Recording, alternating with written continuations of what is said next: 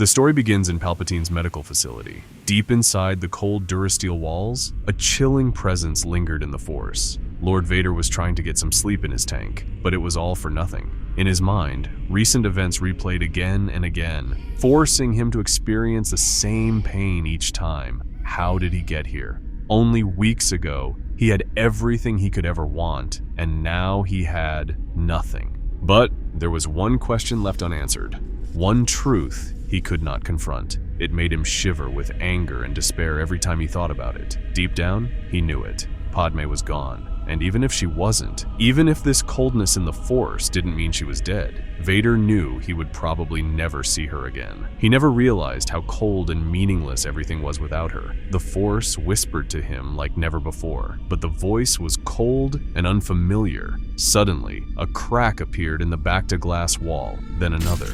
The droid supervisor next to him looked to the floor. Not again. That was the third time this week. The glass continued cracking. Vader's rage pushed it nearly to the point of shattering, but not quite. In that moment, he decided. He thought of Padme and decided he will not remain weak. He knew this suit would hold him back. He just knew it. Even Bantha Puda would support his vital functions better than that abomination. He decided he would make it right. He would become the Emperor. From that day on, he practiced for hours daily, walking, stretching. The suit was unbearably uncomfortable, but it would have to do for now. Droids and equipment were constantly replaced as Vader turned them into scrap in his angry bursts. Eventually, he got the hang of walking, but never to the extent he desired. He knew it wasn't his fault. It was Sidious. Sidious always had a plan for everything. Even though Vader's defeat on Mustafar surprised them both, it was as if Sidious had foreseen it, and by the next day, he already designed the cage in which Vader now resided. Soon after, Sidious began sending Vader on his first missions after Mustafar, testing his abilities slowly and carefully. Vader struggled.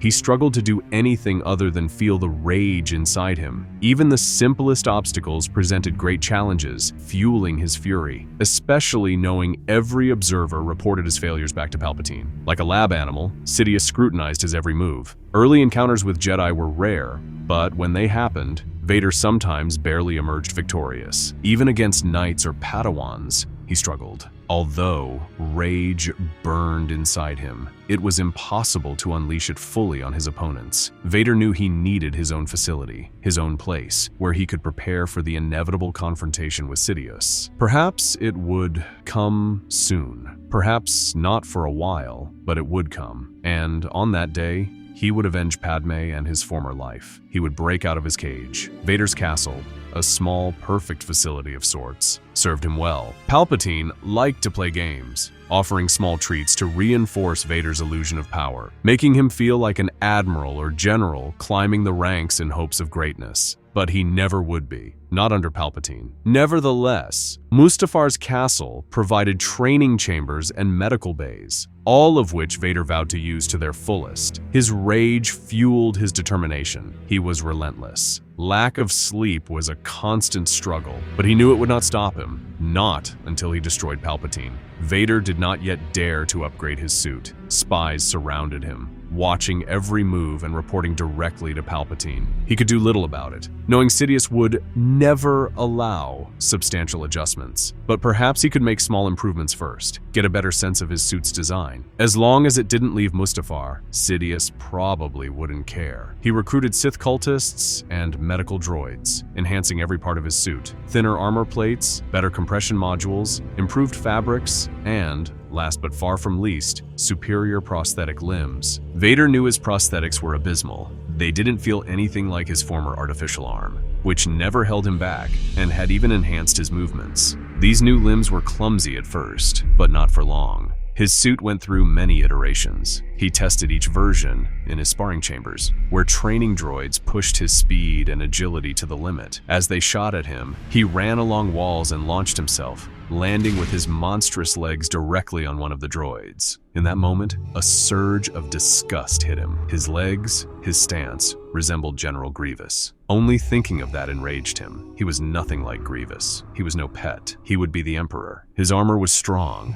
but his respirators were still sensitive to electrical impulses, a flaw he would need to fix. Beyond that, he had bigger plans. He did not want to be Sidious's war machine. He wanted freedom again. He needed to defeat Sidious and break the chains that bound him. The Force shall free him. All the variations of suits he and his loyalists constructed were not a complete success, but none would leave Mustafar anytime soon. He knew Sidious was aware of his experiments. Using these suits in combat would endanger the Emperor. He needed to appear weak, then strike unexpectedly and crush Sidious. His suits had to hide their enhancements while physically empowering him, not simply add to his suffering. Then Vader remembered Sith alchemy. His knowledge of ancient Sith was shaky, but he knew many throughout history had altered their bodies with the Force or merged themselves with technology. This was exactly what he required. On every occasion he could, he attempted to extract knowledge from Sidious, but it was obvious the Emperor had no intention of helping him become more powerful. Vader was only strong enough to serve. Yet Sidious had a weakness, one he could not stop himself from dwelling on.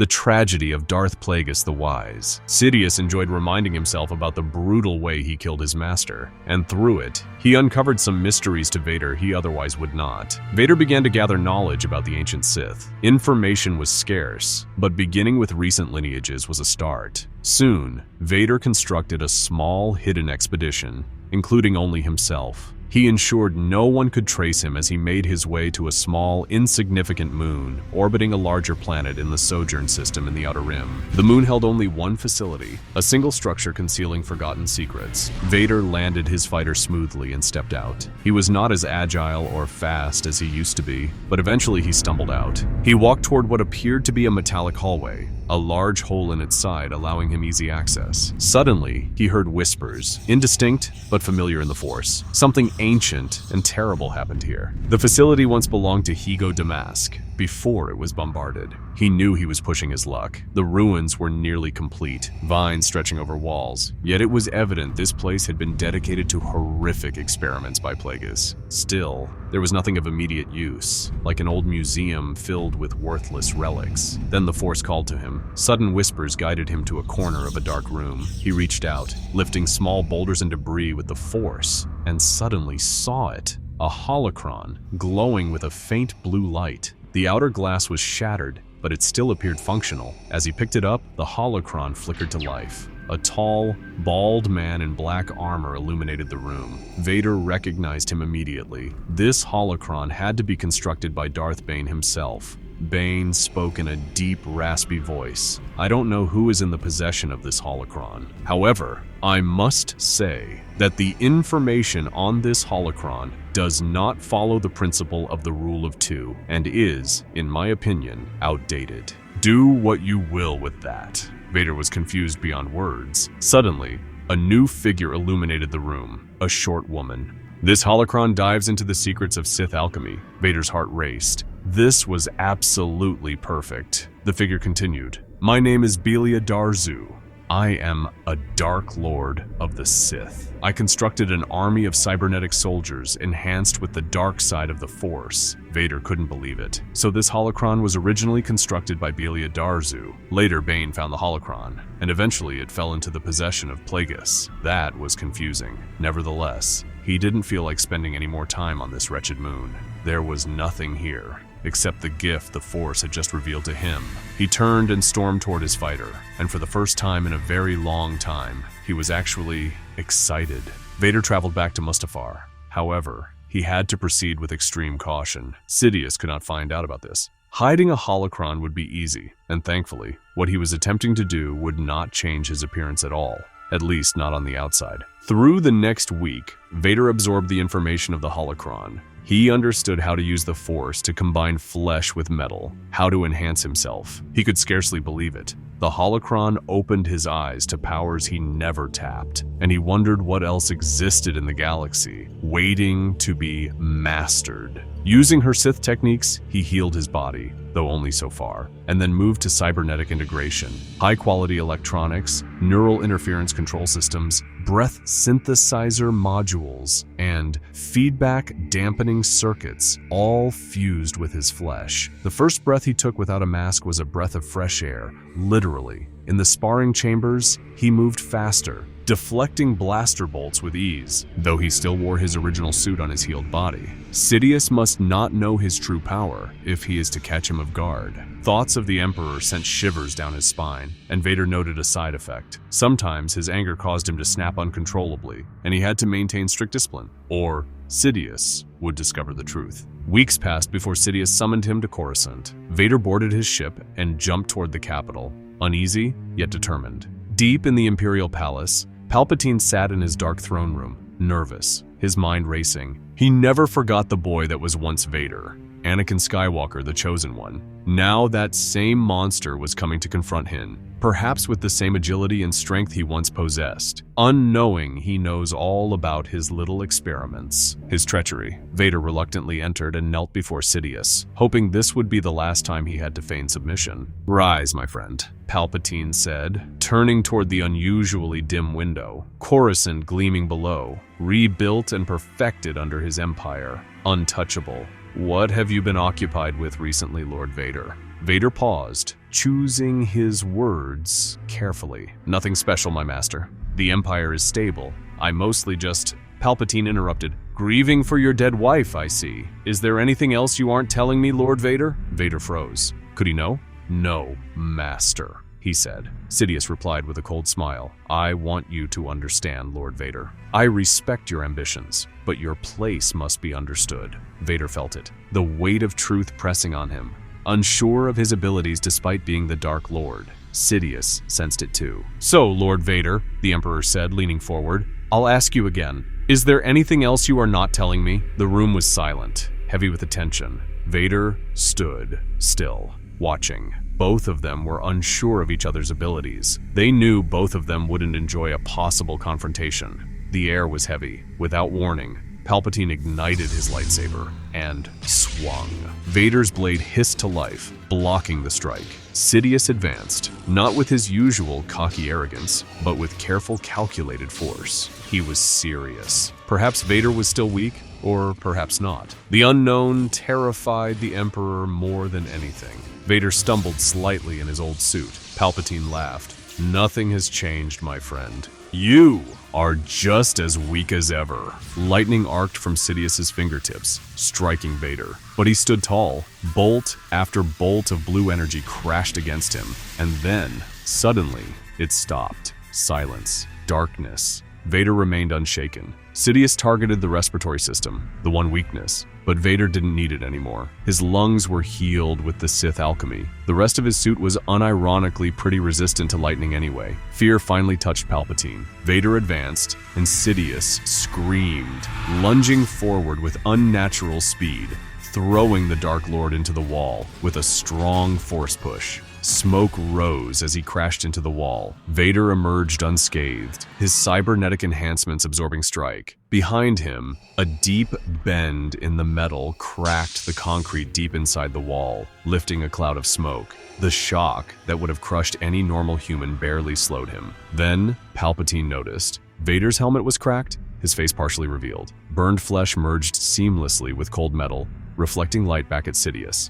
Palpatine screamed, "Guards!" Vader lifted a hand, and as troopers and Red Guards stormed the hallway, he clenched, crushing the door shut in one motion. Palpatine's breath caught. He raised his lightsaber higher than ever, stance perfect, but Vader's smile was malicious. The attack came.